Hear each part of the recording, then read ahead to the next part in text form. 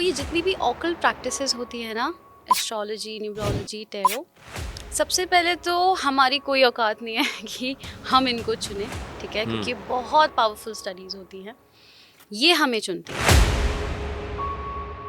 और ये जितनी भी हैं ये सब ऑकल्ट के अंदर आती है, ऑकल्ट साइंस जिसे हम कहते हैं, ये जो इंडिया की सबसे पुरानी, सबसे पहली साइंस है। आई थिंक वर्ल्ड की सबसे पहली साइंस है जो सब लोगों ने पढ़ी है। ये जो दिखाते हैं ना आजकल रील्स पे कि ये कर दो, इसका नाम यहाँ लिख दो, पर्ची पे काला मिर्ची डाल दो, ऐसा कुछ नहीं होता, ऐसा कुछ भी नहीं होता। टैरो कार्ड रीडिंग होता क्या है? मतलब क्या ये एक मैजिक है? अगर हम सिर्फ टैरो की बात करें तो tarot is basically when we study somebody's energy. क्या ये एक विच क्राफ्ट्स होते हैं उससे कुछ रिलेटेड है? विचक्राफ्ट बहुत अलग चीज़ है, टैरो बहुत अलग चीज़ है। जैसे न्यूमरोलॉजी अलग है, एस्ट्रोलॉजी अलग है, वैसे ही विचक्राफ्ट भी एक अलग चीज़ है। जो पूरे पूरे गांव थे, कस्बे थे, सबको जला डाला। अच्छा। जितने भी विचेस जो आप कह रहे हैं, हुँ, उन पूरे पूरे विचेस के इवन जो बहुत छोटे छोटे बच्चे हैं उनको भी मार डाला, क्योंकि ये जेनेटिक होता है। जो ऐसा हीलर्स क्यों होते किया हैं, उन्होंने? तो उन्होंने अपने आप को भी प्रोटेक्ट करने के लिए और थोड़ा सा लोगों को वो करने के लिए एक डार्क साइड चुना, जिसको हम राइट। विचक्राफ्ट कहते हैं। And I called him and he was fine because I was having visions उनके बारे में, but he hmm, was fine. But मुझे लगा कुछ तो गड़बड़ है, समथिंग्स नॉट राइट। तो मैंने उनके पेरेंट्स को कॉल किया एंड समहाउ वो पहुंचे। जब तक वो पहुंचे, द गाय हंग्ड हिमसेल्फ। अच्छा। या बस ये वर्ड मेरे ज़बान पे नहीं आ रहा था, बट ये जो मेरी बॉडी मुझे बताने की कोशिश कर रही थी, वो ये इमोशन था। पहले के टाइम में ये भी हुआ करता था कि लोग तोता रखते थे। सो आजकल जब मैं यूट्यूब पे देख रहा हूँ या जो भी टैरो कार्ड रीडर्स हैं, उन्होंने तोता अब नौकरी से निकाल दिया।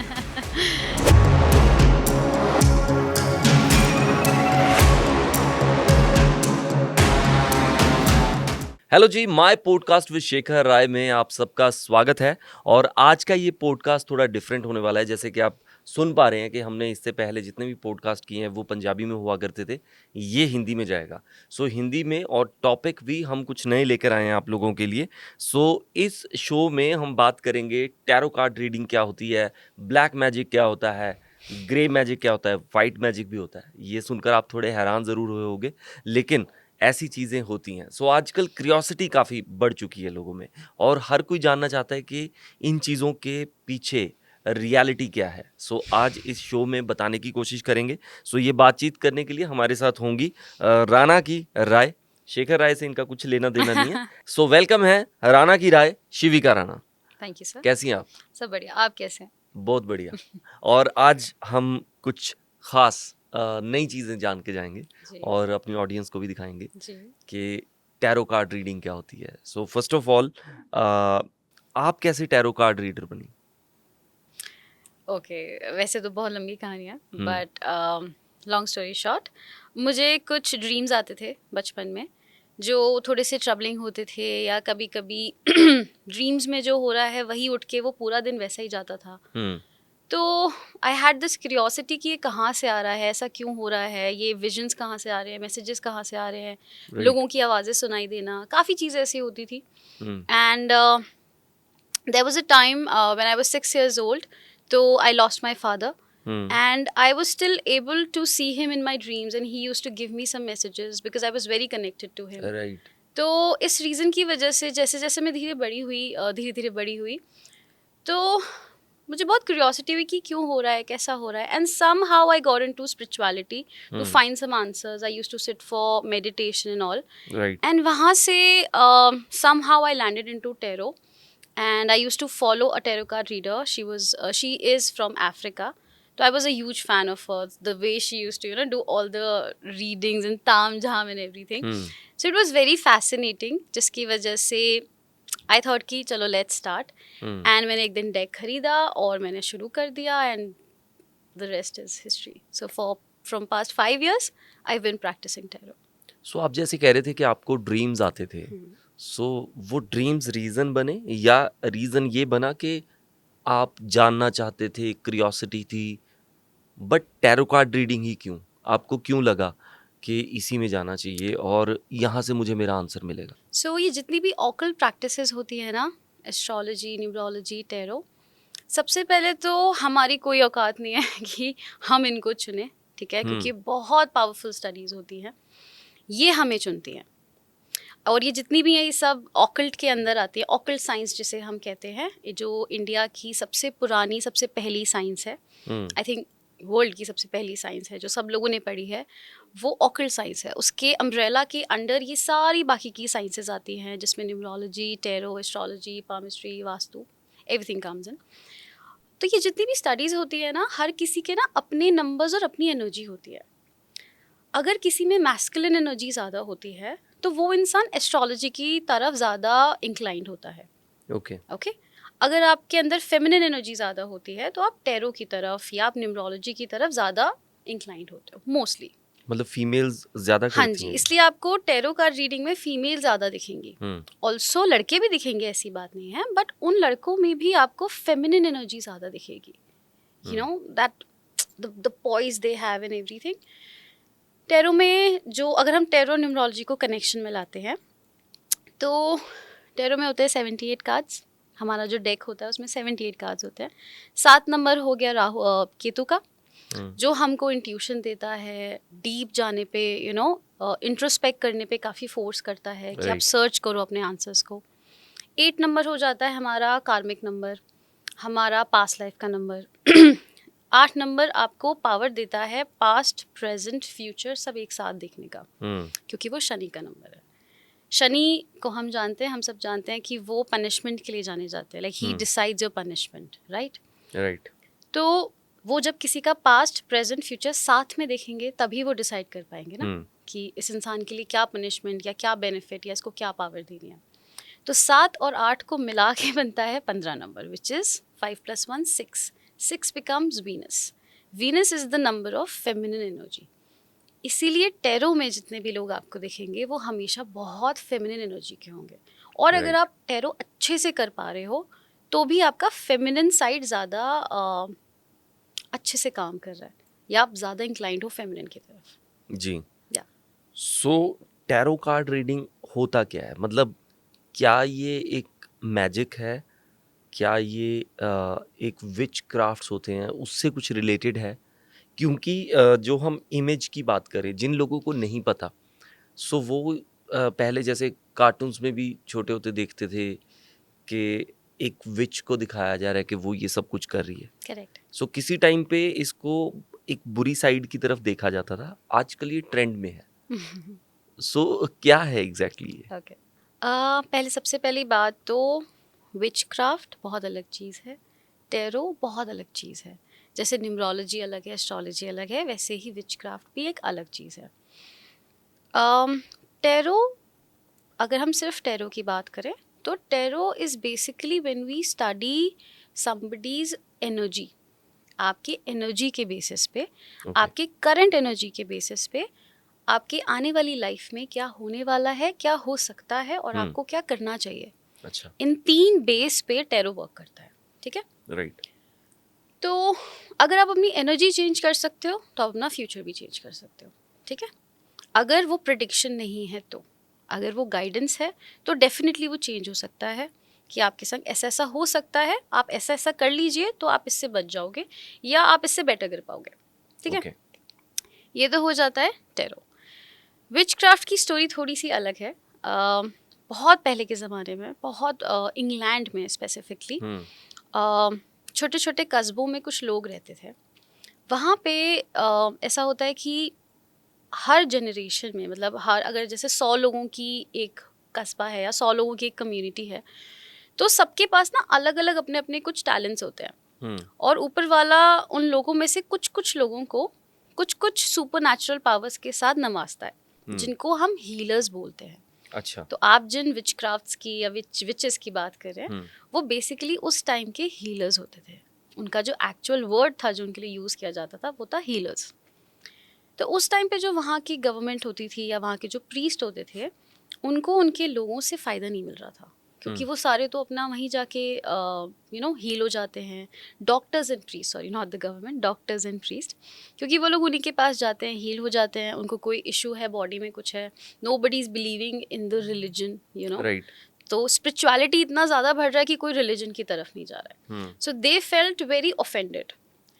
तो वहाँ के प्रीस्ट और डॉक्टर्स ने गवर्नमेंट के साथ मिलके वहाँ के जो पूरे पूरे गांव थे, कस्बे थे, सबको जला डाला.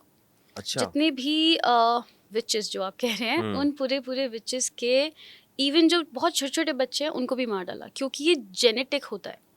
जो ऐसा हीलर्स क्यों होते किया हैं, उन्होंने? ताकि सबसे पहले तो उनके बारे में अफवाह उड़ाई गई, उन हीलर्स के बारे में कि ये लोग ऐसा ऐसा करते हैं, गलत गलत करते हैं. गलत गलत मेडिकल रिपोर्ट्स लाए गए कि आप लोग जो इनके थ्रू जा रहे हैं वो ऐसा नहीं, वो आपकी हेल्थ को और ख़राब कर रहा है. Okay. क्योंकि वहाँ के डॉक्टर्स ही उनकी चीज़ों में कुछ मिलाते थे, कुछ गलत करते थे. It was a very huge conspiracy theory, जिसकी वजह से वहाँ के जितने भी लोग थे वो सब उनके खिलाफ हो गए कि यार ये लोग तो हमको मिसयूज़ कर रहे हैं, ख़राब कर रहे हैं, गलत गाइड कर रहे हैं. जी. और वो सब लोग उनके खिलाफ हो गए. उनको वहाँ से भगा दिया गया, उनको मार दिया गया, उनके बच्चों को मार दिया गया, उनकी फैमिली में जितने भी लोग थे सबको मार दिया गया. क्योंकि ये जेनेटिक होता है. जो हमारे ये सुपर नेचुरल पावर्स आते हैं, आपने कई बार देखा होगा कि मेरे दादा या मेरी दादी फ्यूचर देखती थी और अब वही सेम चीज़ मेरे अंदर है. तो वो जेन्युइनली होता है, वो आपके डीएनए में होता है. सुपर नेचुरल पावर, आपकी जो भी ज्ञान होता है, जैसे हमारे कर्मास डीएनए के थ्रू जाते हैं ना, हमारे ये सारी जो सुपर नेचुरल पावर्स हैं या जो हमारी साधनाएं होती हैं, वो सब भी डीएनए के थ्रू हमारे जीन्स में ट्रैवल करती हैं. हमारी अच्छा. फैमिली ट्री जो होता है उसमें ट्रैवल करती है. इसलिए उन्होंने सबको ख़त्म कर दिया. और वहाँ से ये जो वर्ड था विच, वहाँ से क्रिएट हुआ और उनको इतना डार्क मानने लगे. उसके बाद जो बच्चे कुचे हीलर्स थे वो 2 हिस्सों में डिवाइड हो गए. एक तो बन गए बहुत ज़्यादा डार्क, जिन्होंने इनको बहुत ऑफेंड हो गए कि एक तो हम तुमको हील कर रहे थे एंड ये हमको बर्ताव मिला बदले में. तो उन्होंने अपने आप को भी प्रोटेक्ट करने के लिए और थोड़ा सा लोगों को वो करने के लिए एक डार्क साइड चुना, जिसको हम विच क्राफ्ट कहते हैं. बट विच क्राफ्ट का भी एक डार्क साइड होता है, विच क्राफ्ट का एक पॉजिटिव वाइट साइड भी होता है. अच्छा. और उसमें से कुछ लोग थे जिन्होंने इसको ऊपर वाले की नियति मान के एक्सेप्ट किया कि इसमें भी ऊपर वाले का कोई मर्जी होगा. But they choose to be the right ones. वो अपना अलग ही रहे, अपना छुप के रहे, पर उन्होंने कभी कोई गलत एक्टिविटी नहीं किया. तो ये रीज़न है कि कुछ लोग हैं जो आज भी विचक्राफ्ट का गलत फ़ायदा उठाते हैं, गलत रीजंस के लिए यूज़ करते हैं, और कुछ लोग हैं जो आज भी अच्छे रीजंस के लिए ही यूज़ करते हैं. सो जो अच्छे के लिए भी यूज़ कर रहे हैं या गलत के लिए भी यूज़ कर रहे हैं, वो टैरो कार्ड रीडिंग से अलग है, सेपरेटेड है, वो अलग चीज़ है. Yes. Tarot is just a medium to read somebody's energy. Witchcraft is a medium जहाँ से आप एनर्जीज को मैनिपुलेट करते हो अपने किसी फायदे के लिए. राइट. ठीक है, जैसे आपका कोई काम 2 महीने में होना है, आपने विचक्राफ्ट करवा के उस काम का जो स्पीड था वो तेज करवा दिया. अब अगर उस काम में आपका फायदा हो रहा है, ठीक है, सपोज अगर मैं वो जो मैजिक या विचक्राफ्ट कर रही हूँ वो मैं अपने लिए कर रही हूँ और उसमें किसी का नुकसान नहीं हो रहा है, तो हम उसको बोलते हैं वाइट मैजिक. ओके. मैंने खुद अपने लिए किया. अब आपको आता नहीं है, मैंने आपके लिए किया, बट अगेन और दुनिया में किसी का नुकसान नहीं हो रहा है. ठीक है, तो वो हुआ ग्रे मैजिक, कि आपका तो फायदा हुआ बट किसी का नुकसान नहीं हुआ. ब्लैक मैजिक होता है जब मैं अपना या आपका किसी का भी हेल्प करूं, लेकिन दुनिया में किसी ना किसी का कुछ बिगड़ जाए, कि किसी और के हिस्से का मैंने आपको लाके दे दिया है, किसी और के हिस्से का मैंने ले लिया, उसको ब्लैक मैजिक कहते हैं. राइट. सो वहाँ पे आके चीज़ें बिगड़ जाती हैं, हाँ बुरी जी, हो जाती हैं. हाँ जी. आपसे डरना चाहिए. आपकी मर्जी है. मतलब अगर आपके पास ऐसे आसपास लोग हैं और जो इन चीज़ों में हैं, सो कभी भी कोई गलत चीज़ कर सकता है आपके लिए. सो ये एक डर नहीं बन जाएगा अगर ये सारी इन्फॉर्मेशंस जैसे कि अब यूट्यूब के ऊपर या सोशल मीडिया प्लेटफॉर्म्स पे अगर ऊपर अवेलेबल हो जाएंगी, सो क्या ये एक रिस्क नहीं बन जाएगा कि लोग इसको गलत तरह से इस्तेमाल कर सकते हैं? पहली बात तो इसको इस्तेमाल करने के लिए आपको बहुत एनर्जी चाहिए, बहुत एनर्जी चाहिए. नेक्स्ट लेवल की स्टडी चाहिए, नेक्स्ट लेवल की अंडरस्टैंडिंग चाहिए, पास्ट प्रेजेंट फ्यूचर तीनों को समझने की वो विजन चाहिए कि ये करने से ये होता है, ये करने से ये होता है. इसके अलावा जो लोग ये प्रैक्टिस करते हैं या जो ये लोग जानते हैं, जो सीखते हैं वो बेसिकली मोस्टली मतलब 90% कभी भी किसी का कुछ बिगाड़ने के लिए नहीं सीखते, वो खुद को प्रोटेक्ट करने के लिए सीखते हैं। क्योंकि आज के ज़माने में as human nature on this planet अच्छी चीज़ें भी हैं तो बुरी चीज़ें भी हैं, ठीक है। अगर आप कोई गुड न्यूज़ किसी को सुना रहे हो, एक इंसान खुश हो रहा है, 10 लोग जल भी रहे हैं, तो उनकी बुरी नज़र भी आप पर पड़ रही है। तो एक्चुअल में विच क्राफ्ट या ये जो ईविल वाला ये जो डार्क साइड जिसकी हम बात कर रहे हैं, ये मेनली इसलिए भी यूज़ किया जाता है खुद को प्रोटेक्ट करने के लिए। जैसे मैंने बताया ना, वो जो डार्क विचेस बने थे, उनका जो ये नहीं था कि उन्होंने दुनिया तबाह करनी है, उन्होंने किसी को परेशान नहीं किया उसके बाद भी, बट दे वर लाइक कि अब हमको खुद को प्रोटेक्ट करके रखना है, अब हम तुम्हारी मदद तो नहीं करेंगे, बट अब हमको अपने आप को प्रोटेक्ट करना आता है। अगर हम तुमको हील कर सकते हैं तो हम तुमको परेशान भी कर सकते हैं, बट हम वो नहीं कर रहे हैं, हम सिर्फ खुद को प्रोटेक्ट कर रहे हैं, हम खुद को भी प्रोटेक्ट करना जानते हैं। राइट।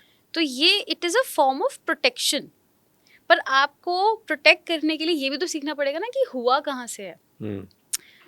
इट्स लाइक ताला चाबी के लिए आपको पूरा अंडरस्टैंड करना पड़ेगा ताला बना कैसे है। तो जब आप पूरा समझते हो तब अक्सर लोग इसका मिसयूज़ कर लेते हैं, ठीक है। लेकिन एक तो आप जैसे जो नॉर्मल लोग होते हैं वो नहीं कर सकते, ये जो दिखाते हैं ना आजकल रील्स पे कि ये कर दो, इसका नाम यहाँ लिख दो, पर्ची पे काला मिर्ची डाल दो, ऐसा कुछ नहीं होता, ऐसा कुछ भी नहीं होता। आप उससे सिर्फ अपना कर्मा खराब कर रहे हो, सिर्फ और सिर्फ अपना कर्मा खराब कर रहे हो। क्योंकि कर्मा 4 चीज़ों से बनता है, मेंटली, फिजिकली, इमोशनली, एनर्जेटिकली। इन चारों चीज़ों का एक वेब क्रिएट होता है जिसको हम कर्मा कहते हैं। कर्मा सिर्फ ये नहीं है कि मैंने आपको पैसे दे दिए या दान कर दिया, वो मेरा बहुत अच्छा कर्मा हो गया। अगर वो देते वक्त या देने के बाद मेरे दिमाग में आ गया कि यार मैं इसकी पानी पूरी खा ली थी, तो वो मेरा उल्टा कर्मा, मतलब उल्टा डेट हो जाएगा मेरे ऊपर। राइट। तो इससे अच्छा तो आप ना ही दो, यू नो।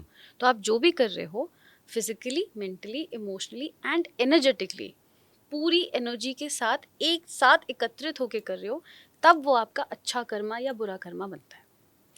पुरानी दादा दादी की कहानियों में ये बात अक्सर हुआ करती थी कि जो विचेस होती हैं वो खूबसूरत होती हैं, वो बड़ी तैयार होके रहती हैं Okay. और वो किसी को भी भरमा देती हैं। Okay.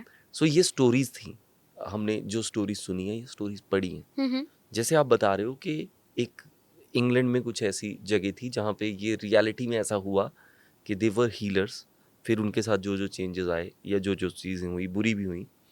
तो रियलिटी में विचेस कैसी होती हैं और उनका लाइफस्टाइल क्या होता है? सबसे पहले तो विचेस जो होती हैं वो क्योंकि एनर्जीज के साथ काम करते हैं, ठीक है। वो हमारी तरह ये नॉर्मल जिंदगियाँ नहीं जी सकती, यू नो। ऑफिस जाना, घर पे रहना, बहुत ज़्यादा इलेक्ट्रॉनिक्स यूज़ करना, because they are very much inclined towards nature. वो नेचर के बगैर नहीं रह सकती।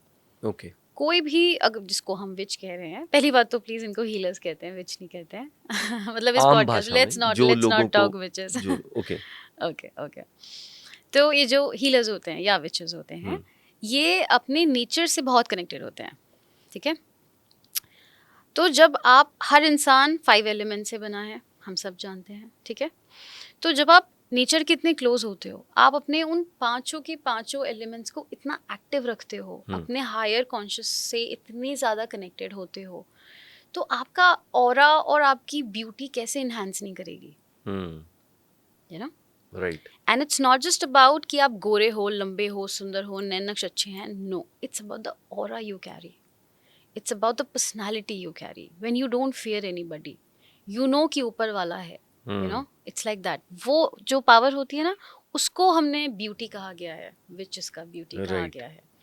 एंड हमारे ये जो मैजिक होते हैं, डेफिनेटली उसमें ग्लैमर मैजिक होता है, जिसमें एक बहुत छोटा सा ट्रिक होता है कि अगर आपका नेगोशिएशन अच्छा नहीं है, अगर आप लोग आपको यू नो मैनिपुलेट करके चले जाते हैं, आप लोगों को कन्विंस नहीं कर पाते हैं, तो जब भी आप आई मेकअप कर रहे हो, ओके, तो एक मंत्र होता है, ओम क्राम क्रीम क्रोम, 3 बार बोल दो और अपने पूरे दिन में देखना, जो लोग आपकी बात नहीं मानते थे ना, और उनकी आंखों में आंखें डाल के ये बोलना, ओम क्राम क्रीम क्रोम, मतलब मेकअप करते वक्त आपने बोले, अब आप पूरे दिन जो भी उनसे बात कर रहे हो, उनको कुछ कन्विंस करने की कोशिश कर रहे हो, तो उनकी आंखों में आंखें डाल के बात करना, right. They will feel something very different, क्योंकि आपने अपने ऑरा में, अपनी एनर्जी में एक इतनी स्ट्रॉन्ग वाइब्रेशन बिठा दी है कि अब मैं मैनिपुलेट नहीं होंगी किसी से, किसी को मेरी बात माननी है तो माने, ठीक है। So this is how it works. तो इसलिए विचेस को इतना स्ट्रॉन्ग और मैजिकल और वो कहा गया है, क्योंकि वो अपनी वो एनर्जी से बहुत कनेक्टेड रहते हैं और वैसे छोटी मोटी ट्रिक्स यूज़ करती सो रहती है, क्योंकि इट्स ऑल अबाउट एनर्जी। इस ट्रिक से मतलब इसको हम वशीकरण कह सकते No, हैं कि no, किसी no, को। no, no. This is not Vashikaran. Okay, Vashikaran is very different. वो अलग Vashikaran चीज very है। different. Right. Yeah, this is not Vashikaran. This is just a मंत्र जाप। जैसे हम गायत्री मंत्र करते हैं, सबका अपना अपना एक मंत्र का एक पावर होता है, राइट। जो आप अनलॉक करते हो। राइट। अगर आप उसको रोज करते हो, एक पर्टिकुलर टाइम पे करते हो, तो हर मंत्र का एक पावर होता है। मंत्र बेसिकली आपके सबकॉन्शियस की लैंग्वेज है, ठीक है। जब आप अपने सबकॉन्शियस को कुछ बताना चाहते हो तो आप मंत्रों के थ्रू बताते हो, क्योंकि सबकॉन्शियस को से बात करना थोड़ा मुश्किल होता है, ओके।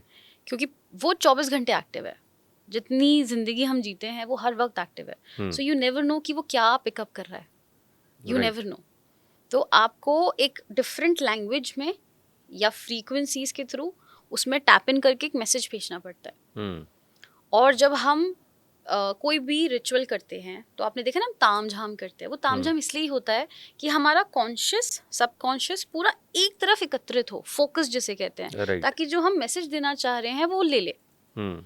जब हम इनिशियली कुछ सीखते हैं तो हम बहुत ताम झाम करके बैठते हैं। अभी अगर मुझे कोई टेरो रीडिंग करने को बोलेगा, मैं छट छट करके कर दूंगी।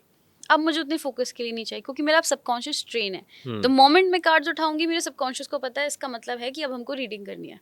कॉन्शियस बंद हो जाएगा, सबकॉन्शियस एक्टिवेट हो जाएगा। राइट। पर जब आप सीख रहे हो तो आप बार बार उन रिचुअल्स के साथ, उन एलिमेंट्स के साथ काम करते हो, अपने सबकॉन्शियस को ट्रेन करने के लिए, फोकस करने के लिए, ताकि वो मैसेजेस ऊपर से ले सके और आपको दे सके। राइट। Yeah. सो टैरो कार्ड रीडिंग के बारे में थोड़ा और बात करेंगे, थोड़ा और जानेंगे इसको। अच्छा।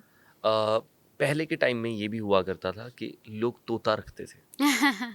सो आजकल जब मैं यूट्यूब पे देख रहा हूँ या जो भी टैरो कार्ड रीडर्स हैं, उन्होंने तोता अब नौकरी से निकाल दिया। सो तोता नहीं दिखाई देता। सो उसके पीछे क्या कारण है कि तोता क्यों नहीं दिखाई देता, या तोते को क्यों चूज किया जाता था? ऐसी बात नहीं है कि तोता अब नहीं होता है, बहुत सारी जगहों पे तोता अभी भी होता है। ओके। बट ये एक तरीके की रीडिंग होती है, इसका भी एक नाम होता है, मुझे इसका बहुत ज़्यादा डिटेल नहीं पता है। बट इसको I think there is a word for this reading, this type of reading. जैसे हम पत्ता निकाल के देख रहे हैं, इसको टेरो रीडिंग कह रहे हैं। तो जब हम पैरट का यूज़ करके कुछ चिट निकाल रहे हैं, उसका भी एक नाम होता है। ओके। बट वो अभी भी होती है कई कई लोगों पे, और ये टूल्स हैं रीड करने के। तो ये वन ऑफ द टूल्स है। तो लोग और भी बहुत सब, जैसे टेरो आ गया, न्यूमरोलॉजी आ गया, तो लोग अलग अलग टूल्स यूज कर रहे हैं। So they are not dependent on anything now, तोता Right. पालना इज अ मुश्किल थिंग। ऑल्सो आपने पूछा कि पैरट क्यों यूज किया जाता है। पैरट एक ऐसा बर्ड है जो ट्रेन करना बहुत ईजी है, okay. Comparatively to any other bird और एनी अदर एनिमल। सबसे ईजीएस्ट ट्रेनिंग है उसको। उसके सामने आप 2 दिन 3 दिन कुछ एक सेम चीज़ बोलो, चौथे दिन से वो रिपीट करने लगेगा। ऑल्सो बर्ड्स को इसलिए चूज़ किया गया है because birds are a symbol of free soul, purest and free soul. कि जब आप उसको उस पिंजरे से बाहर निकालते हो तो उसके पास हक है पूरा उड़ के जाने का, पर वो नहीं जाता है। वो तब भी चुपचाप अपना काम कर रहा है। वो जब चाहे उड़ के जा सकता है। सबमिसिव। यस। वो जब चाहे जा सकता है, बट वो फिर भी नहीं जाता है। वो अपनी मर्जी से कर रहा है जो कर रहा है। ये शायद कोई और बर्ड या कोई और एनिमल नहीं करेगा। राइट। सो इस वजह से तोते को चूज किया जाता था। Yes, because they were easy to train, mainly they were easy to train. Right. Yeah. सो इसके अलावा अब टैरो कार्ड रीडिंग जो है, अगर मैं उसको थोड़ा और ये समझना चाहूँ कि हाउ इट वर्क्स, जैसे आपने बोला कि एनर्जीज, मेनली एनर्जीज वर्क करती हैं इसमें, तो कैसे ये वर्क करता है और कैसे आप पता कर लेते हो कि सामने वाले की जिंदगी में क्या होने वाला है? सो कार्ड्स के थ्रू। Okay. सो वो क्या कैलकुलेशन होती है? ये कैलकुलेशन ना 3 लेवल पे चलती है। पहले हम फिजिकल लेवल का बताते हैं। फिजिकल लेवल में क्या होता है, सपोज अगर मैं आपके लिए रीडिंग कर रही हूँ, आप मेरे सामने आके बैठे हैं, तो एक तो मुझे आपका जो एक फिजिकल प्रेजेंस है, जो मैं आपसे बात करूँगी, हर रीडर पहले आपसे बात करेगा 5-10 मिनट, वो आराम से समझेगा कि इशू क्या है, कहाँ है, क्या इशू आपको लग रहा है, बट क्या एक्चुअल में इशू है। सो ये सबसे मेजर पॉइंट है समझने का। राइट। मुझे समझ में आ गया कि आपको क्या प्रॉब्लम है, ठीक है। दूसरी चीज़, हमारे कार्ड्स कार्ड्स के साथ एक अट्यूनमेंट होता है, कार्ड्स जो भी पिक्चर्स होते हैं उनको इंटरप्रेट करना हमारा सेकंड लेवल होता है, ओके। ठीक है। तीसरा होता है हमारा, जैसे आपके एंसेस्टर्स हैं, हर इंसान के सर पे उसके एंसेस्टर्स या उनके एंजल्स का हाथ होता है, ओके। ठीक है, जो हमको पूरी ज़िंदगी में प्रोटेक्ट करते हैं या गाइड करते हैं या बताते हैं। हम्म। लेकिन वो हमारे जो ह्यूमन प्लेन है वो इस पे एग्जिस्ट नहीं करते हैं, वो अपने रेल्म में एग्जिस्ट करते हैं, जो सोल प्लेन होता है, ठीक है, वो वहाँ से हमको मैसेजेस या गाइडेंस देते हैं, ठीक है। अब उनके लिए भी बहुत मुश्किल होता है हमारे लेवल तक आना, क्योंकि हमारा जो प्लेन है वो बहुत लो वाइब्रेशनल प्लेन है। जो ह्यूमन बॉडी, जब सोल ह्यूमन बॉडी में होती है तो उसका बहुत लो वाइब्रेशन होता है। ओके। जब सोल अपने रेल्म में होती है तो उसका वाइब्रेशन बहुत हाई होता है। तो उनके लिए भी बहुत मुश्किल है इतने लो पे आना, और हमारे लिए बहुत मुश्किल है इतने हाई पे जाना, जी। ठीक है। अब हम as a tarot card reader क्या करते हैं, मेरे भी कुछ एंसेस्टर्स हैं, मेरे भी कुछ गाइडिंग एंजल्स हैं।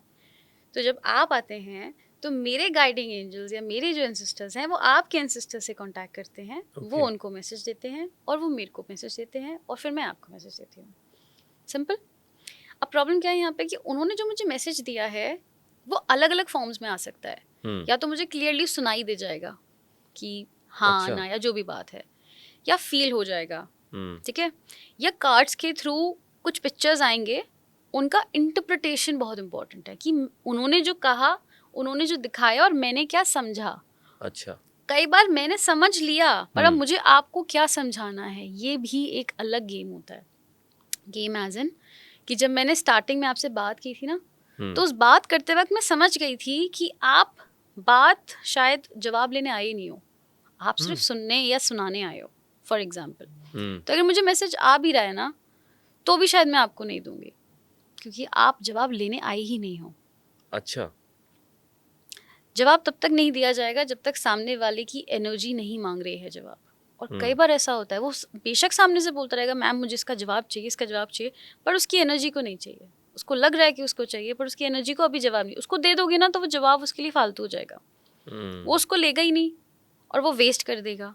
तो वो जवाब सही टाइम पे आना बहुत ज़रूरी है, क्योंकि जवाब तो 24 घंटे हमारे आसपास घूमते हैं। जब तक हम अपनी एनर्जी ओपन नहीं करेंगे, रिसीविंग एनर्जी में नहीं बैठेंगे, तब तक वो हम तक पहुंच ही नहीं पाएगा। हम हमारे यहाँ रखा हो हमको तब भी नहीं दिखेगा। सो इसीलिए as a tarot card reader ये 3 एस्पेक्ट्स को समझना सबसे इम्पोर्टेंट है। लोगों को लगता है कि सिर्फ कार्ड रीड करना ही टैरो रीडिंग है। कार्ड रीड करना just one of the part. अपने रीडर को समझना, अपने क्लाइंट को समझना is the biggest part. Right. जब तक वो आप पे भरोसा नहीं करेगा, जब तक वो रिसीविंग एनर्जी में नहीं है, आपका जवाब फालतू है। तो आप अपने एंसेस्टर्स का भी बेइज्जती कर रहे हो, अपने कार्ड्स की भी बेइज्जती कर रहे हो, अपनी एनर्जी की भी बेइज्जती कर रहे हो। तो अगर वो सिर्फ सुनाने आया तो सुन लो बैठ के आराम से, कोई इशू नहीं है। टैरो कार्ड रीडिंग से रिलेटेड आपकी ज़िंदगी का कोई ख़ास हिस्सा या कहूँ कि कोई ऐसा मौका जो आपको लगा हो कि बेहतर हुआ या मुश्किल में गया, As in? दोनों में से भी कुछ हो सकता है। मतलब जब आपने ये चीज़ें शुरू की तो आपकी ज़िंदगी बेहतर होनी शुरू हुई या थोड़ा आपने मुश्किलें भी फेस की? क्योंकि इट्स ऑल अबाउट एनर्जीज। जो मैं आम तौर पे सुनता हूँ कि चीज़ें अगर सही तरीके से हैंडल ना हो पाए तो ये मुश्किल भी ला देती हैं और आपकी ज़िंदगी में मुश्किल ला देती हैं because you are dealing with them. So कोई ऐसा हिस्सा या पल कोई जो आप शेयर कर सकें? मैंने जब टैरो कार्ड रीडिंग शुरू किया था, मैं बहुत छोटी थी, मैं आई थिंक 18 साल की थी मुश्किल से। बहुत रिसेंट ही शुरू किया था, बहुत नौसिखिया थी, एकदम रिसेंट ही स्टार्ट हुआ था, अपनी खुद ही सेल्फ स्टडी बुक्स वगैरह पढ़ के। तो मेरे क्लाइंट थे and he was a doctor, he was living in Delhi. I think 2019 की बात है, तब आई थिंक कोविड वाला टाइम था, बहुत इनिशियल टाइम था कोविड का, बहुत इनिशियल स्टार्ट ही हुआ था। तो he was in Delhi and हाँ कोविड का टाइम था। एंड मेरी ना उनसे रात को ही बात हुई थी। He was upset about something and I told him कि आपको दिल्ली में नहीं रहना चाहिए, it won't suit you, you should pack your bags and go back to Punjab. He was from Punjab, Ambala. तो पूरी रात 1 घंटा आई थिंक मेरा उनका सेशन चला था और मैंने उनको पूरा कन्विंस किया कि आप ऐसे ऐसे करो। और उसके बाद जब मैं सोने गई तो मुझे अच्छा नहीं लग रहा था, कुछ अजीब सा फील हो रहा था। मैं अपने सेंसेस में नहीं थी, मेरी सांसें चढ़ रही थी, बिल्कुल बहुत अजीब लग रहा था. आई couldn't sleep the whole night. And I called him and he was fine because I was having visions उनके बारे में, but he was fine. But मुझे लगा कुछ तो गड़बड़ है, समथिंग्स नॉट राइट. तो मैंने उनके पेरेंट्स को कॉल किया. आई टोल्ड देम कि यार मुझे कुछ अजीब लग रहा है, या तो आप लोग वहाँ पे पहुँच जाओ, उसके पास पहुँच जाओ एक बारी. पता नहीं क्यों मैं ये बोल रही थी, आई डोंट नो, मैं बहुत छोटी थी, स्पिरिचुअली बहुत छोटी थी, नहीं पता था कि ये सब जो बॉडी में हो रहा है ये एग्जैक्टली है क्या. राइट. तो उनके पेरेंट्स ने मुझे बोला कि हाँ हम बस सुबह ही निकल रहे हैं, बट समहाउ कोविड का कुछ इशू था, पासेस बनवाने पड़ते थे, तो वो इतना ईजिली पहुँच नहीं पाए अगले दिन. उन्होंने बोला कि एक दिन मिस हो गया, एंड सेड कि हम अगले दिन जाते हैं. Right. But and somehow I got very angry, मतलब मुझे लगा नहीं था कि क्या ही फ़र्क पड़ता है, उनकी लाइफ है, but I was very angry कि आप अभी तक पहुँचे क्यों नहीं हैं and all that. And somehow वो पहुँचे. जब तक वो पहुँचे द गाय हंग्ड हिमसेल्फ. अच्छा. या he attempt suicide. And I was like I knew it. बस ये वर्ड मेरे ज़बान पे नहीं आ रहा था, बट ये जो मेरी बॉडी मुझे बताने की कोशिश कर रही थी वो ये इमोशन था. एंड वो इंसान से शायद बहुत कनेक्शन था, क्योंकि he used to talk a lot on sessions की. अपनी बातें बताते हैं, आप बैठते हो किसी के साथ, दिन में 2-3 घंटे भी बात हो रही है ऑन डेली बेसिस, तो you feel that connection. Right. तो ये एक बहुत बड़ा इंसिडेंट था जब मुझे पता चला. एंड उसके बाद भी 1 साल तक I used to see him in my dreams, and there was a lot of like बहुत केसेस थे उनसे रिलेटेड उनकी लाइफ में जो चल रहे थे. And he used to give me messages कि प्लीज़ ऐसा कर दो, ये कर दो, मेरे पेरेंट्स को ये बता दो, मेरी गर्लफ्रेंड को ये बता दो, मेरी एक गाड़ी है जो वहाँ खड़ी है उसमें इतना इतना कैश है. And I used to tell his girlfriend कि ऐसा ऐसा सीन है, प्लीज़ जाके करो, और वो गाड़ी वहीं एग्जैक्ट मिलती थी. अच्छा. मुझे ड्रीम्स आते थे वहाँ से, मैंने ड्रीम इंटरप्रिटेशन वहाँ से सीखना शुरू किया था. He was the biggest reason, क्योंकि मुझे इतने इतने अजीब ड्रीम्स आ रहे थे कि एक बुक है डॉक्टर KL की, ड्रीम इंटरप्रिटेशन, जो मैंने पढ़ना शुरू किया. और उस बुक को पढ़ते पढ़ते पढ़ते पढ़ते पढ़ते मैंने अपने ड्रीम्स को डिकोड करना शुरू किया. फिर मुझे समझ में आया कि अच्छा ये कहने की कोशिश कर रहे हैं. फिर जब मैंने उनकी गर्लफ्रेंड से बात करी तो उन्होंने बोला मुझको भी ऐसे ड्रीम्स आ रहे हैं, बट मुझे लगा सिर्फ ड्रीम्स हैं, पर उनको इतना याद भी नहीं रह रहा था. फिर हमने जब साथ में बैठ के बात की तो उनके इतने सारे केसेस और पैसे फंसे हुए थे जो वो अपने पेरेंट्स को देना चाहते थे. राइट. और वो सारे पैसे वहाँ तक पहुँच गए. I think more than 70 lakh था जो उनका अलग अलग लोगों पे फंसा हुआ था, बट उसका कोई रिटर्न में कहीं कोई प्रूफ नहीं था. सो And- आपने वो हेल्प की कि आपके ड्रीम्स में उन्होंने आके बात की और आपके थ्रू वो पॉसिबल हो. Yeah, exactly. And it was a life-changing moment for me, starting के 1 महीने तक तो मेरे हाथ इतने कांपते थे कि मैं रीड भी नहीं कर पाती थी. मुझे लगता था मैं जा रही हूँ, मैं आज के बाद ये नहीं करूँगी, but it was a very emotional and traumatising message, a Right. Call. But my mother told me कि नहीं, दिस इज़ नॉट समथिंग जो तुमने चुना है, दिस इज समथिंग जो ऊपर वाले ने तुमको तोहफे में दिया है. You can't disrespect it, you can't leave it. तुम और सीखो, अभी तुम बहुत बच्चा हो इसमें, तुमको और बहुत सारी चीज़ें सीखनी है, अपने ऊपर काम करो, पर छोड़ने वोड़ने का नहीं सीन है, क्योंकि हर किसी को नहीं मिलता है और उसकी डिसरिस्पेक्ट नहीं करनी है. बिकॉज माई नानी वॉज ऑल्सो वेरी इंट्यूटिव. माई नानी ऑल्सो, वो बैठे बैठे किसी का भी प्रिडिक्शन कर अच्छा. सकती थी. या सो माई मदर अंडरस्टूड कि ये जीन से आया है. हाँ. नानी को आया है, मम्मी को भी थोड़ा बहुत है, बट मम्मी के नंबर्स अलग हैं, तो she is not into this, she is into real estate. But she told me कि तुमको एज अ गिफ्ट मिला है तो इसकी रिस्पेक्ट करो, इसको और सीखो, इसमें अपनी पावर लेके आओ and do it. It's a job that you have to do it. It's universal's job. Great. Yeah but I was surprised के मैं दोबारा बोलता हूँ इसको. अच्छा. बट आई वाज सरप्राइज्ड के जब आपने ये बोला कि उनकी स्पिरिट आपसे बात करती थी, मतलब इन ड्रीम वो बात करती थी. इन ड्रीम्स. In dreams. In सो उसको भी हम स्पिरिट कह सकते हैं कि बात करती हाँ, थी, या हाँ. उसको हम एक एनर्जी कहेंगे, या इट इज़ लाइक कि कुछ हिंट है. सो एग्जैक्टली क्या कहेंगे हम उसे, और इसको कितना सच माने कि सच में हमारी स्पिरिट बाद में बात करती है, या कुछ लोग जो कहते हैं कि वो बुला के बात करते हैं उनसे. ये बिल्कुल सच होता है, क्योंकि जब हमारी सोल बॉडी छोड़ती है ना, तो उसके पास दिमाग नहीं होता है, उसके पास Okay. सिर्फ डिज़ायर्स होते हैं. हम्म. तो जिन लोगों का डेथ बहुत प्लान्ड होता है, मतलब कोई बुढ़ा इंसान है, उसको पता है कि वो बीमार है, उसकी थोड़ी देर में डेथ हो गई, तो वो अपना चुपचाप लाइट में चला जाएगा, उसका एक जर्नी होगा, सोल का एक जर्नी होता है पूरा जो वो कर लेगा। बट किसी का जैसे अर्थक्वेक आ गया, आप अच्छा खासा टीवी देख रहे हो, धम करके सब मर गए, ये वाली जो सोल्स होती है ना, ये अटक जाती हैं क्योंकि प्रिपेयर ही नहीं थी। इनको पता ही नहीं चला कि हम मर चुके हैं, इनको लगता है कि हम तो वहीं की वहीं हैं, और अब इन पे दिमाग नहीं है, इन पे ह्यूमन बॉडी नहीं है, ये बस अटक गए हैं। अब अटक गए हैं तो इसी उसमें, बट डिमेंशन दूसरी है, उनका जो वाइब्रेशन बढ़ गया, हमारा लो है ह्यूमन बॉडी के साथ, तो वो लोग क्या करते हैं, वो फिजिकली भी हमारे को इतना इजीली नहीं आ सकते हैं, मतलब हमको इतना इजीली विजिट नहीं कर सकते हैं, बट सबकॉन्शियस में कर लेते हैं। अच्छा। सबकॉन्शियस में, क्योंकि वहाँ पे एनर्जी लेवल काफ़ी हद तक सेम हो जाता है, जो एस्ट्रल प्लेन होता है, again it's a very deep topic, but हाँ, जो हमारा सबकॉन्शियस होता है, जब हम ड्रीम्स में होते हैं तो हम आधा रास्ता आते हैं, आधे रास्ते वो आते हैं। तो उनका जो भी मैसेज होता है, जो भी उनको बताना होता है, वो हमारा सबकॉन्शियस एक स्टोरी के थ्रू हमको वो मैसेज दे देता है।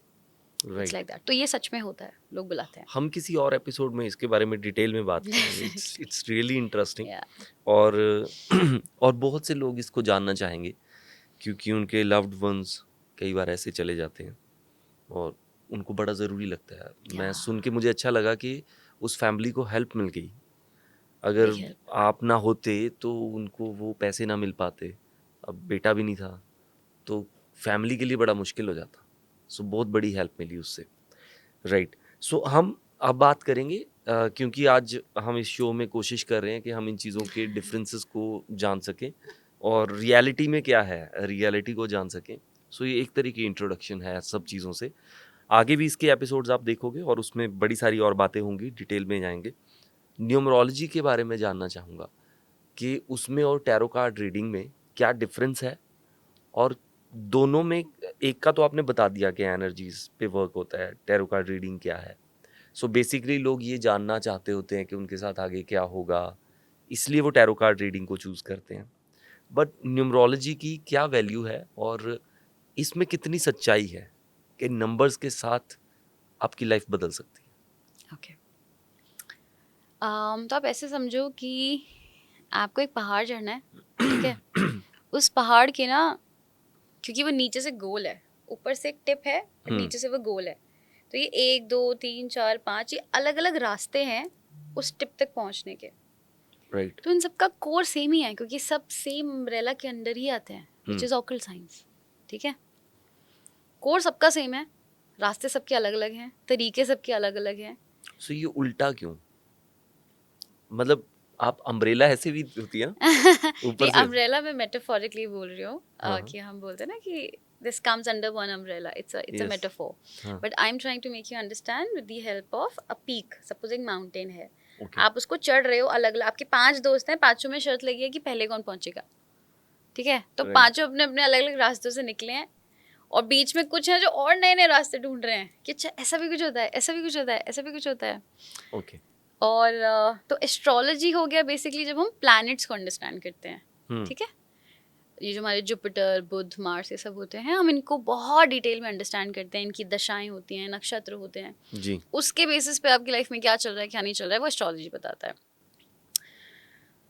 न्यूमरोलॉजी बताता है कि आपका जो डेट ऑफ बर्थ है और आपकी लाइफ में जितने भी नंबर एग्जिस्ट करते हैं, आपका नाम, आपका फ़ोन नंबर, आपका गाड़ी का नंबर, बैंक अकाउंट नंबर, आधार कार्ड नंबर, आपके जो लोग हैं आसपास उन सब के नंबर्स, वो सब आपकी ज़िंदगी को इम्पैक्ट करते हैं, ठीक है?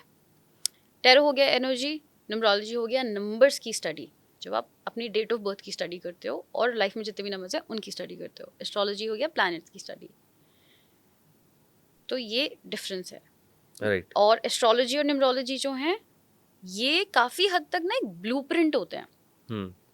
हमारी पास्ट लाइफ जो हमने जी है, जितने भी जन्म हमने जिए हैं, राज पिछले जन्म का, तो वो सब इनके पास ना एज अ ब्लूप्रिंट होता है। अच्छा।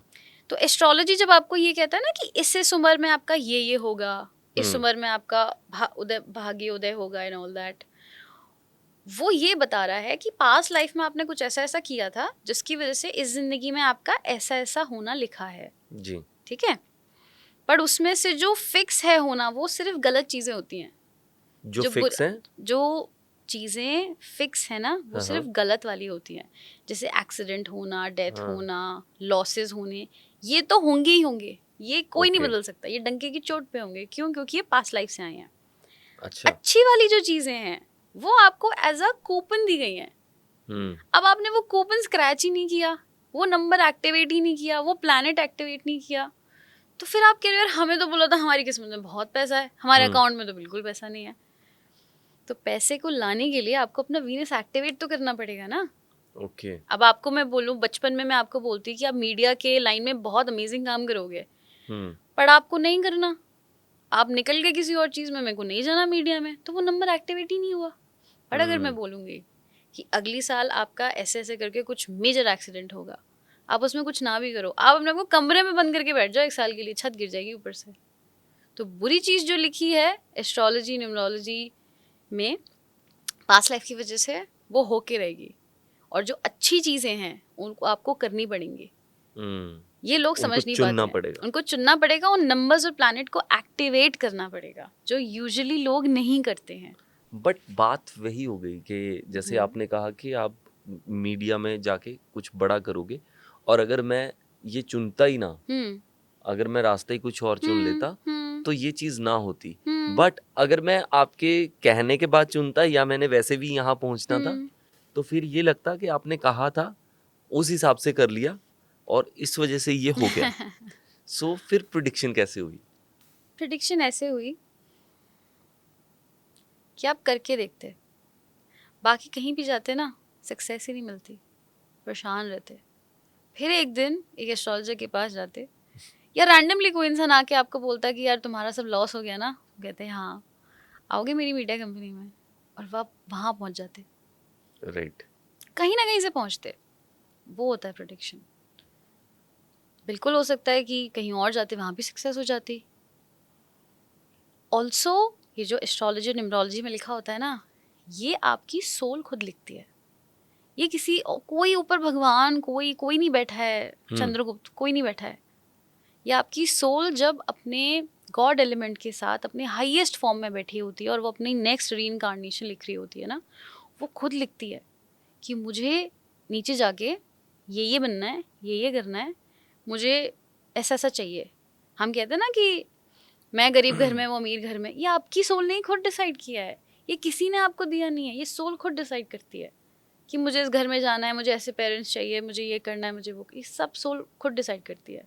बट प्रॉब्लम क्या होता है, सोल जब ह्यूमन बॉडी में आएगा, हम्म। इस प्लेन पे आएगा, तो एज अ ह्यूमन बॉडी उसके पास अपनी एक फ्री विल है कि सोल ने जो कॉन्ट्रैक्ट लिखा है, जो अग्रीमेंट लिखा है, मैं ना करूं, नहीं मेरा मन, मैं क्यों करूं, मुझे नहीं देखनी इतनी तकलीफ, है ना। अच्छा।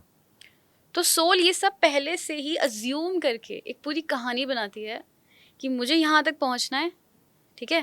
बट अगर ह्यूमन ने कुछ अपनी टांग अड़ा दी, तो ना मैं बीच बीच में, अगर वो यहाँ भागा तो मैं यहाँ पे भी लॉस कर दूंगा, वो यहाँ भागा मैं यहाँ पे भी ऐसा एक पहले से ही अपना एक विलन बिठा के रखूंगा कि उसका लॉस हो जाए, कि उसको घूम के यहीं पहुँचना पड़े। ये खुद सोल लिखती है, ये कोई और नहीं लिखता। इसीलिए जब हम कहते हैं ना कि आप मीडिया में बहुत अच्छा करोगे, इसका मतलब ये नहीं है कि आपको मीडिया में ही जाना चाहिए।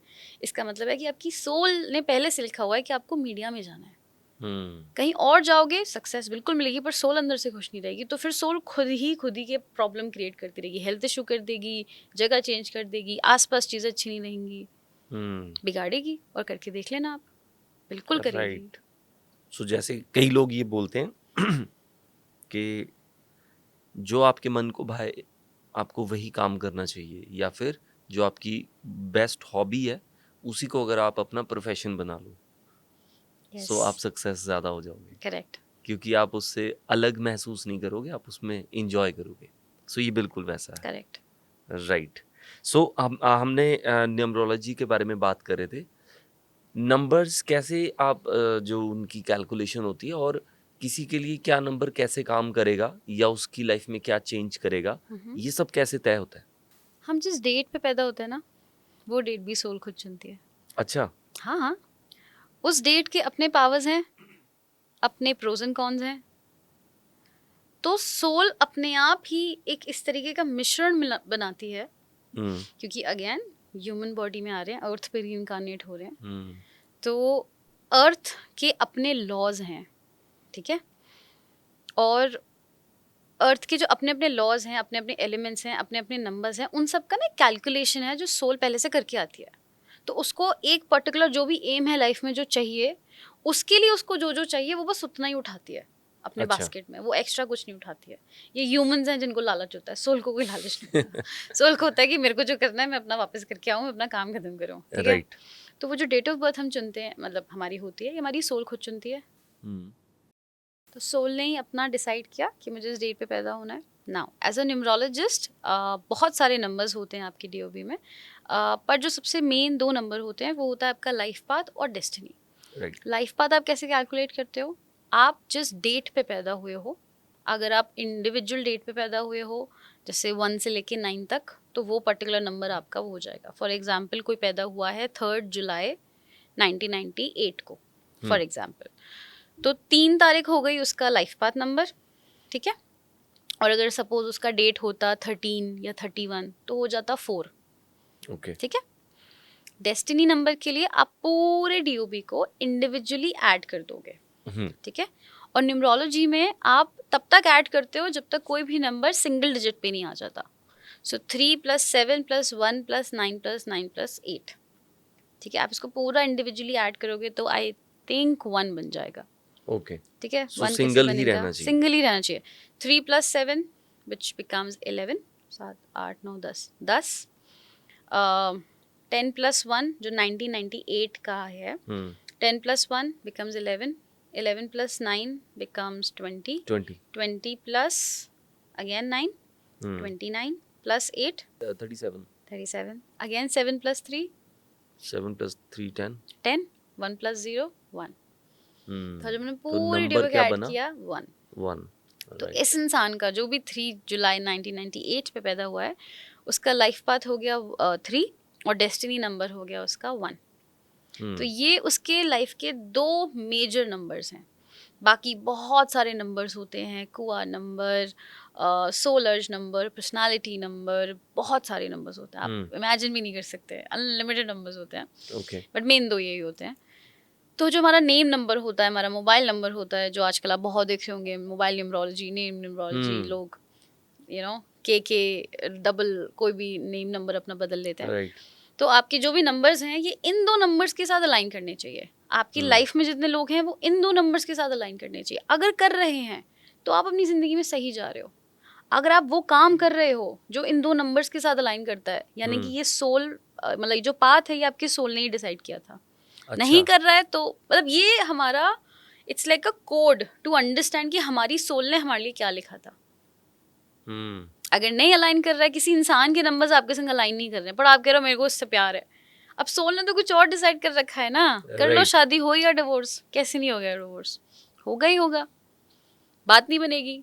कई लोग कहते हैं ना हमारा रिलेशनशिप तो 10-20 साल बहुत अच्छा चला, शादी होते डिवोर्स हो गया, एक दिन नहीं रह पाए शादी में, होता है क्योंकि तो सोल का शादी कहीं और करने से था। ऐसा क्या बदल गया? क्योंकि शादी करने से आपके जो प्लैनेट्स होते हैं, जो नंबर्स होते हैं, अब वो ऑफिशियली इन टुगेदर होते हैं। रिलेशनशिप, यानी कि लिव जो इन जो रिलेशनशिप में शादी के टाइम पे रिचुअल्स हुए उनकी वजह से कुछ चेंज हुआ? एग्जैक्टली। राइट। आप, मैंने बताया था आपको कि आप लिव इन में रह लो जिंदगी भर बगैर शादी किए, अगर आपको उस इंसान के संग रहना तो रह लो, कुछ नहीं बिगड़ेगा। अगर सीरियसली रिचुअल्स के साथ इतना फर्क पड़ता है तो ज़्यादातर देखिए, जैसे अभी बड़ी बार देखने को मिला है जब इंटर कास्ट मैरिजेस होती हैं, सो दोनों परिवारों के रिचुअल्स डिफरेंट होते हैं, तो कई बार कपल्स को, क्योंकि दोनों फैमिलीज़ को सेटिस्फाई करना होता है, तो दोनों फैमिलीज़ के रिचुअल्स के हिसाब से वो 2 बार मैरिज करते हैं। सो रिचुअल्स डिफरेंट हैं, इस वजह से फिर उनके फ्यूचर के ऊपर भी असर पड़ेगा? ऐसा कुछ नहीं होता, ओके। ऐसा कुछ भी नहीं होता। रिचुअल्स चाहे कोई भी हो, रिचुअल जो मैंने कहा था ना, जब आप कोई रिचुअल करते हो तो आपका कॉन्शियस और सबकॉन्शियस फोकस होता है एक जगह पे, राइट। तब वो एक्टिवेट हो जाते हैं। आपके प्लैनेट्स अभी तक अपने अपने अलग अलग घूम रहे हैं, क्योंकि अब आपने ऊपर वाले को बोल दिया कि अब हम साथ में, अब हमारा सेम अकाउंट है।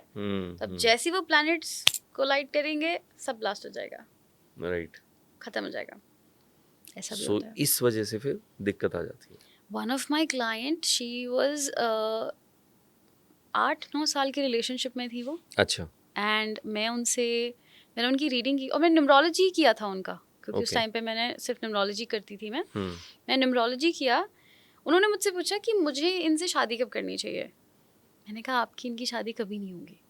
हाँ, शी सेड कि मैंने आपसे ये सवाल पूछा ही नहीं है, and she was very rude, you know. हाँ, and by the way she is a big Bollywood celeb. Okay, she is she is working in Bollywood, not a Bollywood celeb, sorry, she is working in Bollywood. हाँ, हाँ, and she said कि मैंने आपसे ये पूछा ही नहीं है शविका, जस्ट टेल मी कि हमारी शादी कब होगी।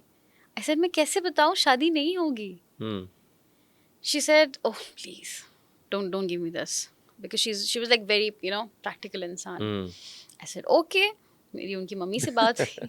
मैंने कहा ओके फिर कर लो अगली साल, क्या ही जा रहा है। फिर उनकी मम्मा से बात हुई, उनकी मम्मा को भी एक सेशन कराना था। उनकी मम्मा ने भी पूछा कि हम इनकी शादी का सोच रहे हैं, कब कराएं। हाँ, मैंने कहा शादी नहीं होगी। हुँ, कहती नहीं नहीं, वो तो हम आपसे नहीं पूछ रहे हैं, लेकिन शादी कब होगी। मैंने कहा शादी नहीं होगी, मैं कैसे बताऊँ शादी नहीं होगी। Hmm, and they all were very rude. Okay, तो दे वर लाइक ठीक है कोई बात नहीं, ओके। आफ्टर अ ईयर मुझे को सुनने में मिला कि दैट पर्सन सेड कि वो तो बहुत फेक है, उसको कुछ आता वाता है नहीं, वो अच्छा, कुछ भी बोलते हैं लोगों को। और मुझे बिल्कुल बुरा नहीं लगा, क्योंकि मैं इट्स लाइक हमको सिर्फ उनका फ्यूचर नहीं पता है, हमको हाँ, अपना भी पता है कि मैं अभी इस बेचारी पे क्या गुस्सा करूँ। इस बेचारी का बहुत गंदा दिल टूटने वाला है, मैं इसकी कही हुई हुँ, बातें क्या ईगो पे लूँ या मैं क्यों बुरा मानूँ। और मैं सिर्फ ऐसे कह रही हूँ कि कोई बात नहीं, बिकॉज इट वॉज अ पूरा ग्रुप जो मुझसे सेशन लेता है। तो एक राइट, इंसान ने एक बैड माउथ कर दिया तो वो पूरा स्प्रेड हो गया। आई वाज लाइक ठीक है, जिसको करानी है कराओ, नहीं करानी मत कराओ। After a year she came back and she said I am really sorry. Hmm, that guy, इनको 10 साल हो चुके हैं बाय द रिलेशनशिप में, अच्छा, वो सिर्फ 1 महीने के लिए कहीं गया, हाँ, उसको रैंडमली कोई पसंद आ गई बंदी, हुँ, उसने उससे शादी कर ली अच्छा, और उसने मतलब उसको छोड़ इस दिया। एक इस शादी के बाद इन्होंने नहीं शादी शादी नहीं करी, अच्छा अभी नहीं शादी की, हुई नहीं है, दे वर नहीं की, प्लानिंग टू मैरी। ओके, अभी तक हुई नहीं थी उनकी हुई शादी। नहीं थी, वो घर ले रहे हैं साथ में, फैमिलीज इन्वॉल्व हैं, 10 साल से साथ हैं। दे वर प्लानिंग ये एक्चुअली दे वर प्लानिंग। मैंने कहा था ना और शादी एक नहीं ही होगी। झटके में ऐसे मैंने कहा था शादी नहीं होगी, आपको जब तक रहना है आप रह लो, शादी नहीं होगी। हुँ, वो बस 1 महीने के लिए, वो बंदी, उसका टूर था, आई थिंक बाहर जाना था उसने, वो हुँ, आई है, वो जब तक वापस आई है वो बंदा अपने होम टाउन गया है।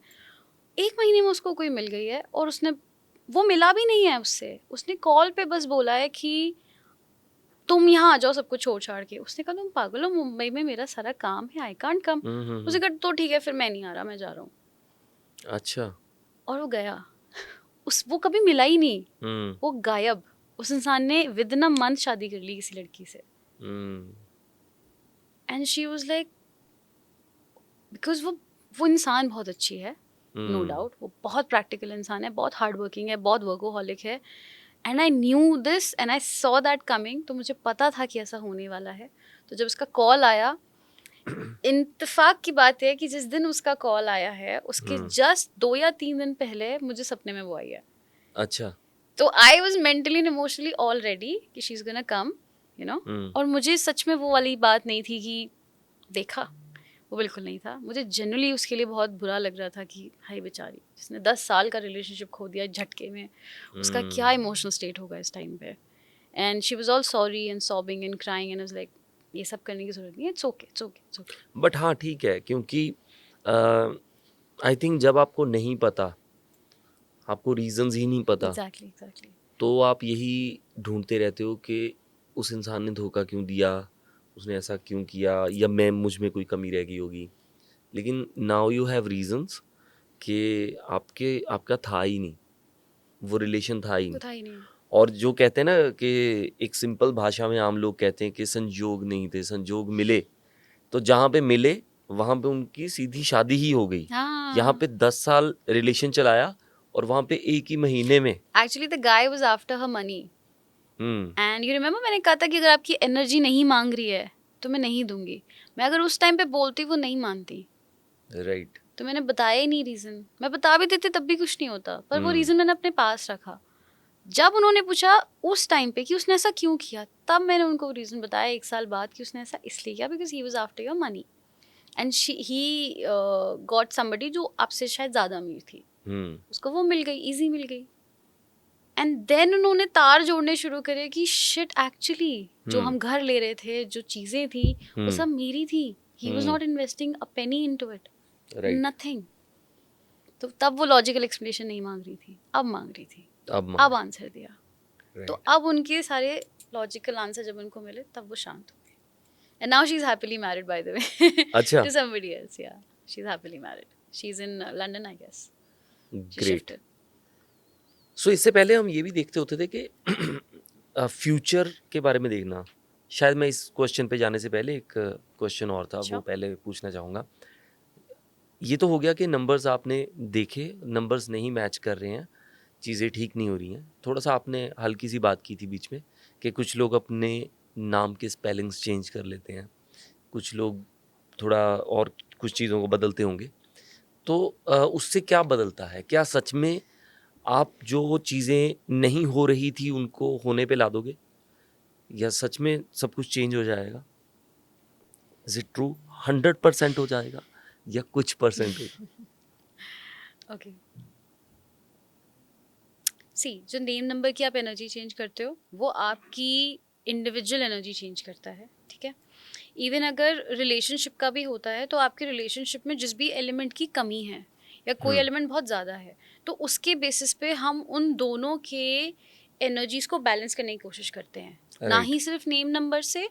क्योंकि ये एक वो पैरामीटर है जो हुँ, एक तो ये नाम, ये डेट, ये सारी चीज़ें आपके सोलने चुनिए, करेक्ट। अब आप इसमें एडिटिंग करके एक तरीके से इलीगल काम कर रहे हो, यू नो। आप ऊपर वाले के काम में, आपकी सोल के खुद के काम में बहुत छेड़खानी कर रहे हो, है ना। राइट। तो अगर आप कुछ भी ऊपर नीचे करते हो, इधर से ये किया तो इधर से ये बिगड़ेगा, इधर से ये किया तो इधर से ये बिगड़ेगा। तो पहले तो आपको एक बहुत अच्छा रीडर और अच्छा न्यूमरोलॉजिस्ट चाहिए जो इस तरीके से काम करे कि कुछ भी बिगड़े ना, हुँ, यू नो, बहुत बैलेंस्ड रहे। और अगर कुछ बिगड़े तो फिर उसको अगली साल अलग तरीके से संभाल लिया जाए, या जी, अभी प्रायोरिटी पे क्या है, ठीक है। तो नेम नंबर जो हम चेंज करते हैं वो एक नंबर या एक नाम पूरी लाइफ के लिए नहीं होता है, वो एक पर्टिकुलर टाइम के लिए होता है। कई ओके। लोग तो हर साल अपना नेम नंबर चेंज करवाते हैं, अच्छा, उनके पर्सनल ईयर के नंबर पे डिपेंड करता है। उस पे डिपेंड करता है कि उनका साल ये राइट। कैसा जा रहा है, अभी इस साल में क्या एनर्जी है, क्या हाँ, प्लैनेट्स हाँ, चल रहे हैं। उसके बेसिस पे वो डिसाइड करते हैं कि इस साल क्या नाम रहेगा, स्पेलिंग में क्या नाम रहेगा। ओके। कई लोग कराते हैं बट ऐसा भी नहीं है कि हर कोई करवाता है हर साल हुँ, नंबर चेंज, बट यूजुअली लोग करवाते हैं। एटलीस्ट नाम नहीं करवा रहे हैं तो नंबर करा रहे हैं, नंबर नहीं करा रहे हैं तो फिर वो अलग तरीके की रेमेडीज कर रहे हैं। न्यूमरोलॉजी में और भी रेमेडीज होती हैं, सिर्फ नंबर चेंज नहीं होता है। तो वही है, तो बैलेंस उसको बनाना रेमेडीज़ पड़ता कहते है। हैं। हाँ, उसको रेमेडीज कहते हैं, उसको ओके। बैलेंस थोड़ा सा रखना पड़ता है। और क्या-क्या किया जा सकता है इसके साथ? न्यूमरोलॉजी में यार काफ़ी सारी चीज़ें हैं। सो हम बेसिकली जब न्यूमरोलॉजी पे सिर्फ़ उस पे बात करेंगे, आई थिंक तब इसको ज़्यादा डिटेल में। हाँ, ओके, सो हम न्यूमरोलॉजी के ऊपर जो हमारा हम एक स्पेशल एपिसोड भी करेंगे, उसके ऊपर डिटेल में भी जाएँगे क्योंकि कई चीज़ें बहुत लंबी हैं और कैसे-कैसे वर्क करती है, किस-किस सिचुएशन में क्या होगा, हम उसके ऊपर भी बात कर सकते हैं। इनफैक्ट ये गुड होगा कि अगर हमें हमारी ऑडियंस जो है वो क्वेश्चंस भेजे, आप लोग यूट्यूब पे, फेसबुक पे कमेंट्स कर सकते हो, कमेंट्स में क्वेश्चंस कर सकते हो क्योंकि जो आने वाले एपिसोड्स होंगे, उनमें आप जो सवाल भेजोगे हम उसके ऊपर आंसर भी कर पाएँगे। सो अब बात करते हैं पामिस्ट्री की। सो हाथ देखना, क्या ये भी सिमिलर है न्यूमरोलॉजी के साथ या tarot card reading? Tarot card reading के साथ ज़्यादा कहूँगा क्योंकि उसमें हम फ्यूचर देख रहे हैं और ये भी ज़्यादातर लोग इसी के लिए पूछते होते थे हाथ दिखा के कि लाइफ लाइन कितनी है, पैसा कितना आएगा, शादी सुंदर हस्बैंड से होगी या नहीं, है ना? सो ऐसा लड़कियों को रहता था। सो लड़कों को भी होता कितना है।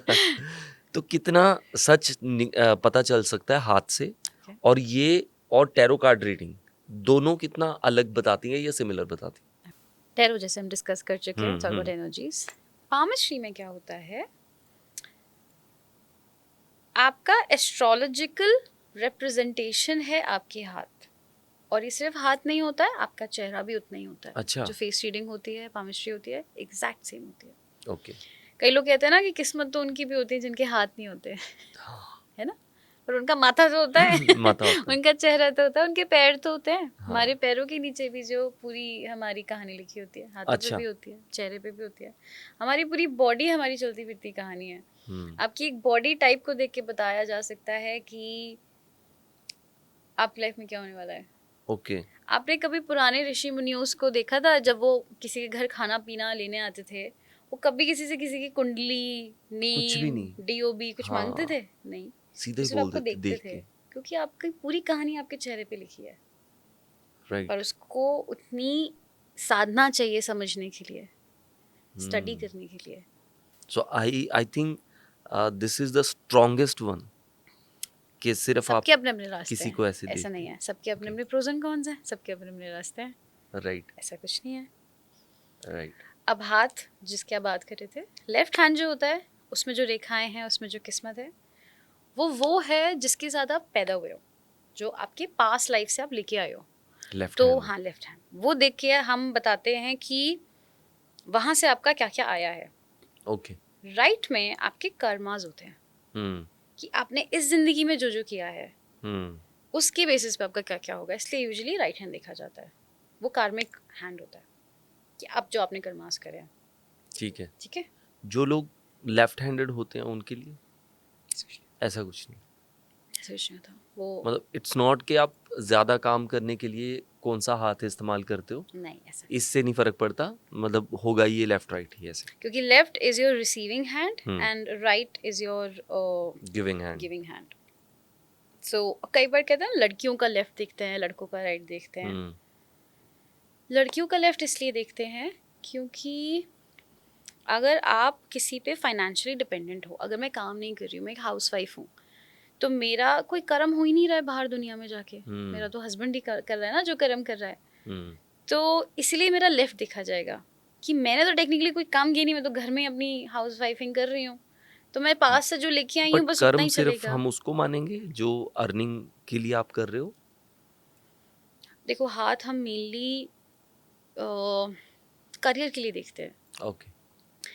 करियर को इसलिए भी क्योंकि उसमें आप ज़्यादा बाहर जा रहे हो, ज़्यादा लोगों से इंटरेक्ट कर रहे हो, आपका कर्मा बहुत तेज़ी से मल्टीप्लाई हो रहा है, क्रिएट हो रहा है बेसिकली।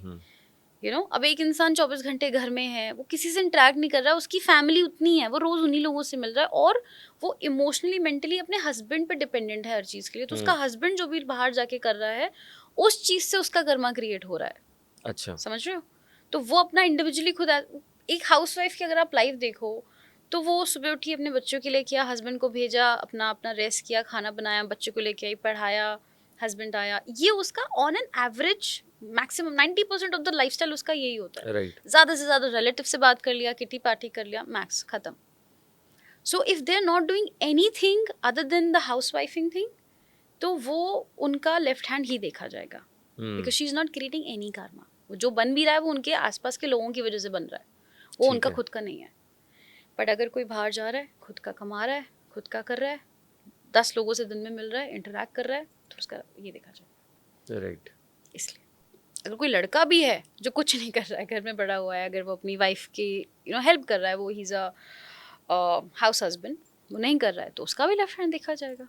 तो ऐसा लड़का लड़की वाला कुछ नहीं है, बट वर्किंग और नॉन वर्किंग का सारा खेल है। And by working I mean meeting more people and creating your more karmas and karmas. Right. या सो लाइफ लाइन कितनी सही पता चल सकती है जो हाथ से? काफ़ी हद तक, although I'm not a very expert in this, I'm not an expert in palmistry, but काफ़ी हद तक आपके जो इसके कुछ limitations ज़रूर हैं, कि जैसे एस्ट्रोलॉजी और न्यूमरोलॉजी का और palmistry का एक लिमिटेशन है कि आपको ड्यूरेशन बता सकता है, ये होगा कब तक होगा, कैसे कितना होगा इतना बता सकता है, कैसे होगा, आप उस वक्त क्या करोगे, आपका मेंटल और इमोशनल स्टेट क्या होगा, वो कहते हैं डिटेल में एक वो जो स्टोरी है वो टैरो बताएगा, वो टैरो बताएगा। ये सब ऊपर ऊपर का बताएंगे। अब जैसे यहाँ पे जो आपका एक हाथ, ये जो एरिया होता है आपका, इस एरिया में, इसमें एक बीच में एक लंबी लाइन होती है। ओके। ये जितनी ऊपर होती है ना, उतनी लेट शादी होती है। अच्छा। तो इस लाइन के अकॉर्डिंग 28, 29, 30 तक फॉर एग्जाम्पल शादी है, बस इसने इतना बताया कि लेट होगी।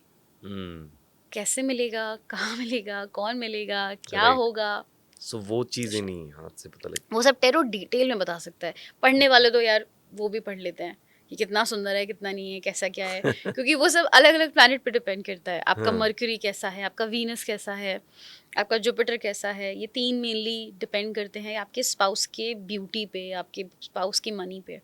तो अगर वो रीड करना जानते हैं तो एक अंदाज़ा लग जाता है कि ऐसा हो सकता है। बट टेरो इसमें थोड़ा सा ज़्यादा श्योरिटी से बोलता है कि ऐसा ही है, ऐसा ही है। ये इतना लंबा है, 5 फुट 8 इंच।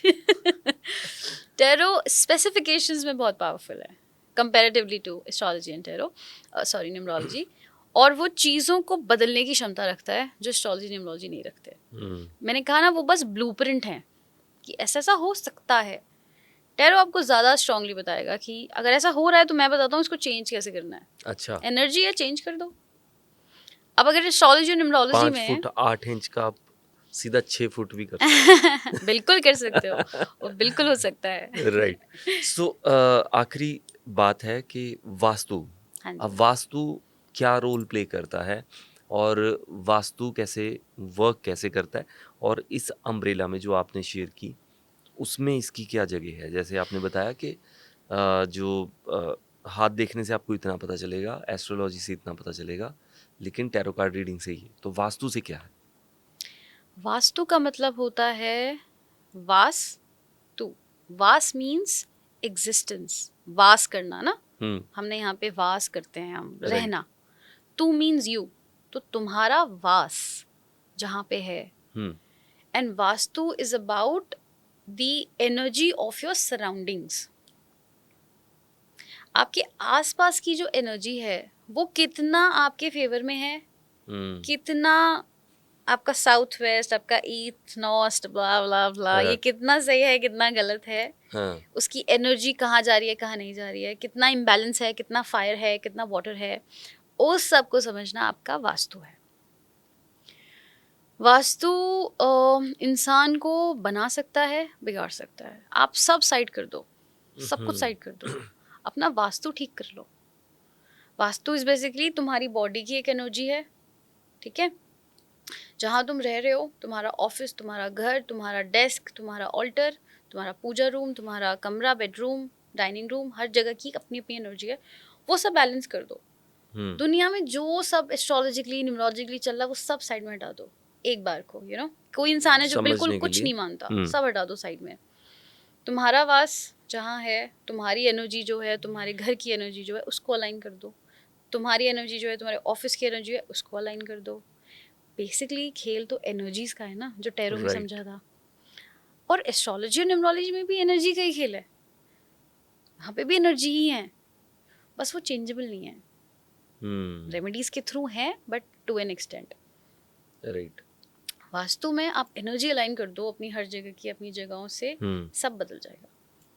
बड़े साधारण अगर मैं भाषा में बात करूँ, तो ये बिल्कुल सही है। एक एक बच्चा जब पैदा होता है, तो अगर अगर आप उसको उसकी जगह बदल देते हो, उसकी कंट्री बदल देते हो, उसकी कम्युनिटी बदल देते हो, तो वो बिल्कुल वैसे उस कम्युनिटी की तरह ग्रो करेगा जिसमें वो रहा, जिस माहौल में वो रहा।